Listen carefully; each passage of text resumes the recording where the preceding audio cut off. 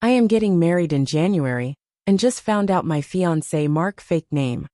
Invited his old situationship to our wedding without consulting me. For context, me and Mark met on a dating app 2 years ago after he broke up a relationship. To be honest, it's quite confusing what he and Tracy had. They met because of a mutual friend, and started to develop feelings for each other. Mark told me they never dated and slept together, but it was more than friendship. Until today he keeps her love letters, gifts, and talks about her. Tracy and him tried to stay in contact after the breakup, staying friends, but she ghosted him after finding out we started to date. From what I saw in her social media, she's in a relationship, so I'm not worried about her trying to get with my fiancé again. They haven't been in contact for 2 years, but he still has her number and email. I found out about him inviting her after I checked again our guest list and finding her name. I know Tracy is not a threat to our relationship, but Mark inviting her behind my back makes me feel bad about our whole wedding. He told me he doesn't feel anything for her, yet he made sure to send her an invitation. This is probably me being insecure, but my fear of him not getting over her is slowly creeping inside my heart. I don't want to lose him. 2 days later, after reading the comments and talking with some friends, my heart finally understood Mark never really got over Tracy. In the beginning, I was in denial, but I went out with Tom, his best friend of years, to understand about what really happened between them. From what he told me, Tracy and Mark met because of some friends in common. She just got into the university and was 17 at the time, while Mark was already almost graduating. They stayed friends for 2 years, and feelings started to blossom. Mark was already working while she was still in college. He only wanted to formally date her after her graduation. So it was never a thing, even though they shared love letters, gifts, and shared almost every holiday together. Tom told me everyone from their old friend group thought they would marry since they were so sweet together. So their breakup was really unpredictable. Tracy was the one who broke up with Mark due to their religious values not lining up, as she wanted to save herself until marriage. In the end, they decided it was better to go separate ways and maybe try again after a few years. But after me and Mark started to date, Tracy realized that it was pointless to wait for him and started to see other people too. So she blocked in everything, except email, just to have a clean beginning. In the end, I finally realized Mark is just hopeful that Tracy would come back to him due to their talks of trying again after a while. It honestly hurt so much, as I loved him so much. I still didn't confronted him since I'm still shaken up. But I don't know if this marriage will happen. I am going to update once I calm down and confront him. 6 days later. It's been a while since the last update, and I'm here to announce the wedding has been called off. My parents are the one canceling everything for me. It's like I returned to my childhood, when mom and dad had to solve my problems. I confronted Mark after talking with Tom, and made him aware of everything I've been dealing. His reaction at the beginning was dismissive, and was almost as if he was trying to escape from this situation. In the end, Mark said he never loved someone like Tracy, because it was pure and innocent. She reminded him that not everything is about carnal desire, and in the darkest moments of his life, Tracy was like a sunlight. Hearing the man you love admitting how much he loved another woman is so hurtful. During the talk, I started to cry, bawling my eyes out. Mark had the audacity to say he loves me, but it's a different kind of love. I asked why he invited her to our wedding, and he was speechless. Why he had to throw away our future for something in the past. This hurt so much. Mark told me he knew Tracy didn't block him on email, since he was the one who helped her get her first job, and a lot of professional stuff was also involved. This is how he was able to send her our wedding invitation, but he meant no harm. When I asked what he meant with this, Mark just said he wanted to make her watch us together, and realize what she lost, because he was hurt that Tracy was pregnant and not married. The moment Mark mentioned about Tracy's pregnancy, a red alarm started to echo in my head. How did you know about her pregnancy? You said she blocked you everywhere.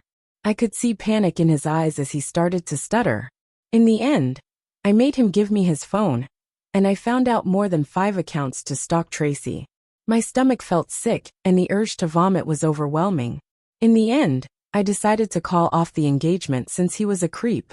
Mark threw himself on the floor asking for forgiveness. And he loves me, just in a different way compared to Tracy, and was just hurt that she gave herself to another man while he begged her countless times for sex. This made me feel even more disgusted with him, because he felt entitled to her virginity and body. I left without taking even a bag with me. Everything is just too much. I can't believe I spent 2 years loving a stalker or man-child. Oh, I also told Tracy everything in his accounts. I don't know if she saw my messages, but I hope she does.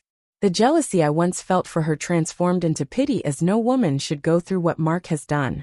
Mark wants to meet up with me and doesn't want to break up, but I'm just so tired. The next day. I think this is my last update, since I've already met up with Tracy and talked about what happened. Me and her met at a cafe, and in the beginning I was really nervous, as I didn't know what was her reaction because her reply was only "Hi, let's talk over a cup of coffee." When I was waiting for her, I could feel my back sweating and overall lots of emotion. Tracy arrived, and I finally understood why Mark was so obsessed with her, as she is definitely one of the most beautiful women I saw. She's pretty on the pictures, but personally she looks better.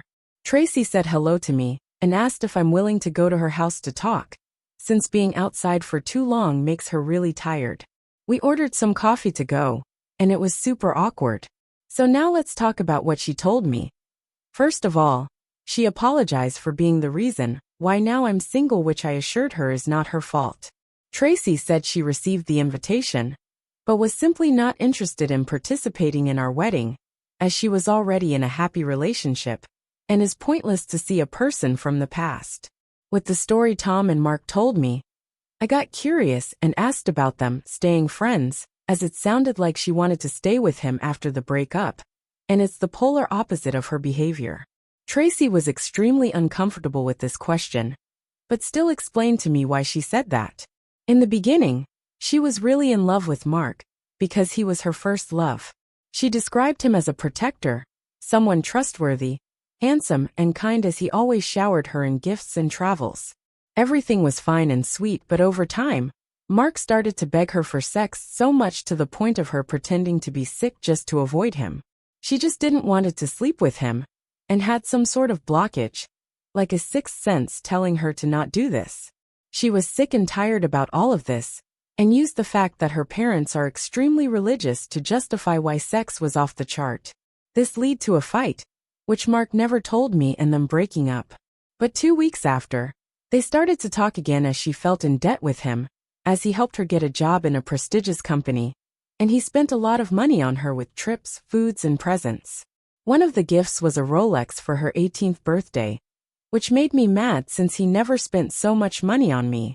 So when Tracy found out me and Mark was seeing each other, she felt relieved and finally had a proper reason to block him everywhere, since he was still sometimes hinting about them sleeping together. In the end, I told her in the entire relationship, Mark would sometimes talk about her, and in the beginning it was kind of weird, but I just brushed it off since she was part of his story. Oh, I also talked about Mark's numerous accounts, and in the beginning she didn't believe me, but I showed her the accounts I knew, which was creepy since they all had female names, followers, and pictures. All of them looked real. Her account is public, so I asked Tracy to make it private. She made a new account with her Korean name, and deactivated the old one. We had fun and became friends. She is a really sweet person, and I saw how her boyfriend treated her like a queen. I'm happy she found love and got rid of Mark. Commenter 1. I really hope she takes Mark's stalking seriously. It's very alarming, the stuff he has been doing. I'm genuinely afraid for this woman. He's become obsessive, and that can't lead to anything good, especially if he starts spiraling after your breakup. Commenter 2. I'm so glad you told her. Pregnant women with crazy stalkers get killed at an alarming rate. I can't imagine how awkward and awful and difficult that whole situation and conversation must have been for you. I'm really proud of you for talking to her and showing her all their accounts, so she could protect herself and have all the information. Now, at least whatever else she chooses to do, and whatever else happens, you know you've done what you could to protect another vulnerable woman. That speaks huge volumes to character and personality, and general grace/class overall.